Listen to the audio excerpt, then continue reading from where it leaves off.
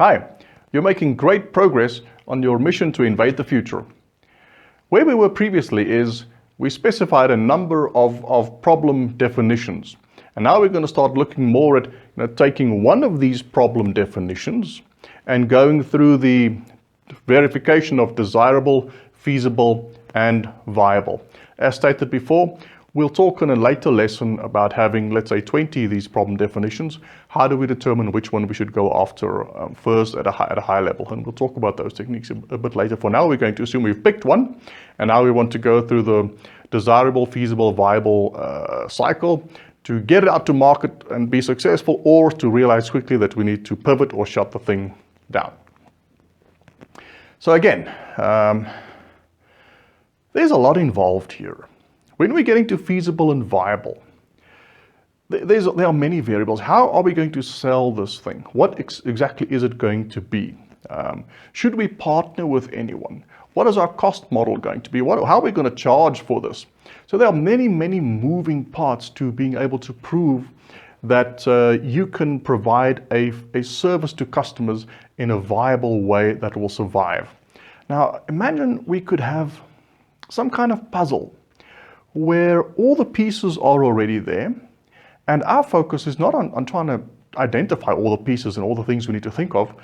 If our job was more to have the puzzle pieces and to figure out how to put them together properly so that we can complete the puzzle. That'll be much easier than coming up with all the puzzle pieces by ourselves. Well, luckily, quite a bit of this work has been done for us by Alex Osterwalder and his business model canvas, as well as Ash Moira and his lean canvas.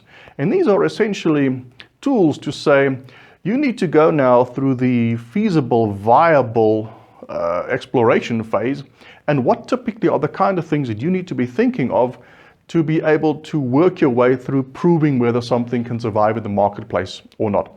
And as a brief example about these canvases, we're just quickly going to go through Ash Moira's lean canvas. And basically what you do is you prepare a page on a wall, and you get the smart brains around you, the people in your organization that understand about technology, that understand the customer, that have gone through the exploration of the problem space with customers and have formulated the problem statements, together with people that have done the research in terms of the market, in terms of internal capability, and folks that understand technology and your technology platforms. Whoever you need to be in the room to be able to discuss through what we're going to talk through next in a sensible way. So we'll talk more about that a bit later. So the first thing we start off, as usual, is the customer. Which customer segment are we sort of going to focus on? And most importantly, what problem are we going to address for that customer? And we've been through a number of different techniques and tools already to be able to identify customer needs, problem statements, where they're overserved, underserved, etc., and find a problem statement that is looking like something that we should be attacking. And you basically need to take that information and place it on these positions in the canvas. And next up, we basically have the first 10 seconds of the elevator pitch. What is the key value proposition? In terms of the iPod example we spoke of before, it would be, take your entire music library with you wherever you go.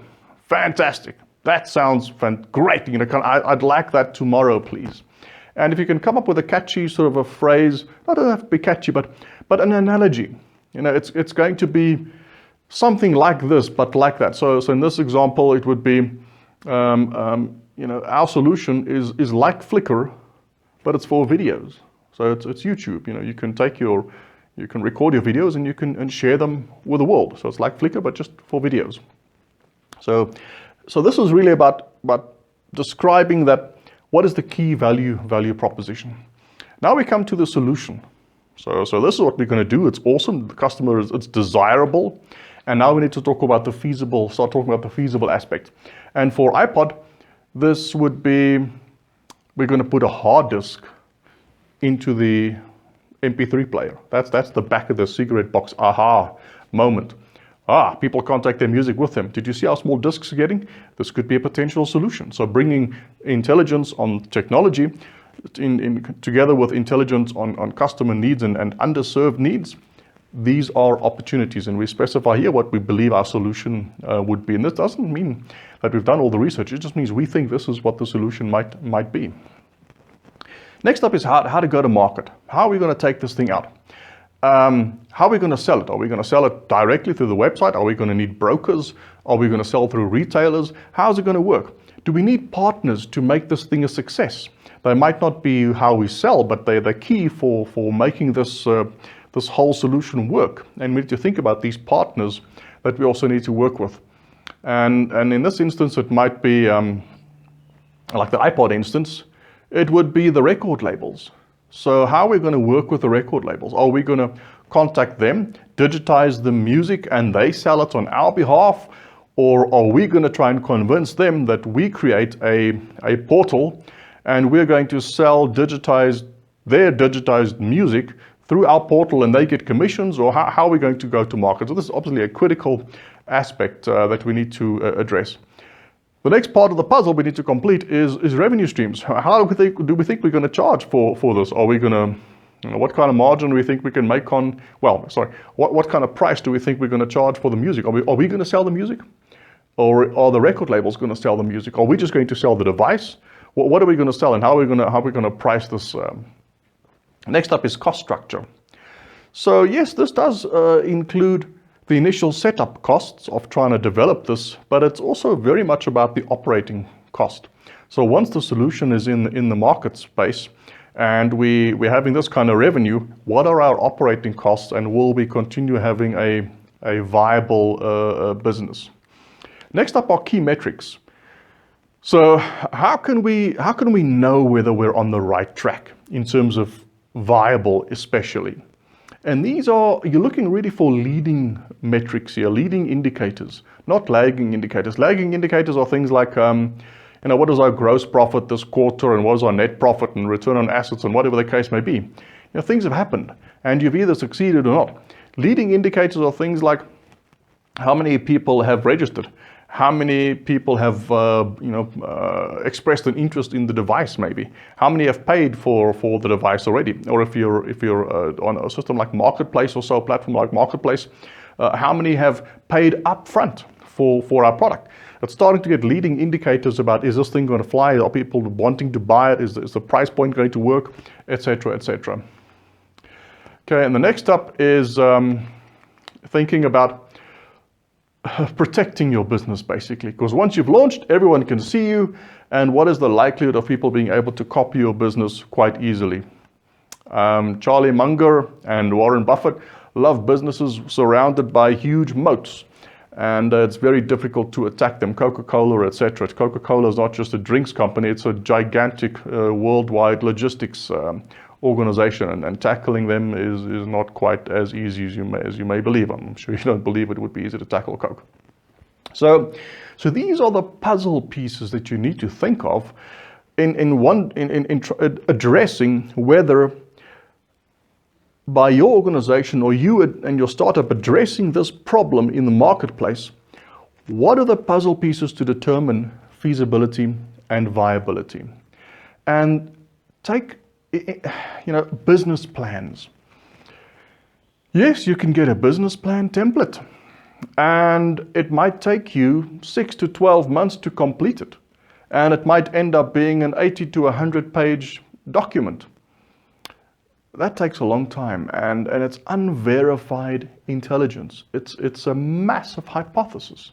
Rather take the smartest brains you can get your hands on in relation to the problem statement we're addressing for this segment, bring them together, brainstorm on this lean canvas, and once we've done that, well, then we start an iterative process to go through the riskiest elements that need to be gotten under control in terms of proving that this is a viable solution in the marketplace.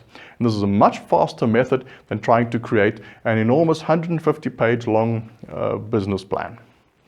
So good, we've gone a long way now from going to desirable into the space of feasible and viable.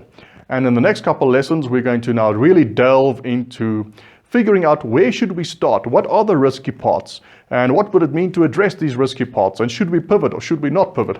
So I look forward to doing that with you. So in terms of strategy and tactics, we're still basically in the space of gathering and using our intelligence effectively, together with simplicity, because we're not creating a 180-page business plan. We're going into a room and preparing a business model canvas, and then starting to do experiments on that canvas to determine whether we're on the right track as quickly as possible and adapting our battle plan. This is coming back to the analogy that I used earlier in the military strategy and tactics. No battle plan survives contact with the enemy. And trying to make a 180-page battle plan is crazy. We need to use the intelligence we have, make an adequate battle plan, and then engage with the enemy, because only by engaging with the enemy will we know whether we are on track.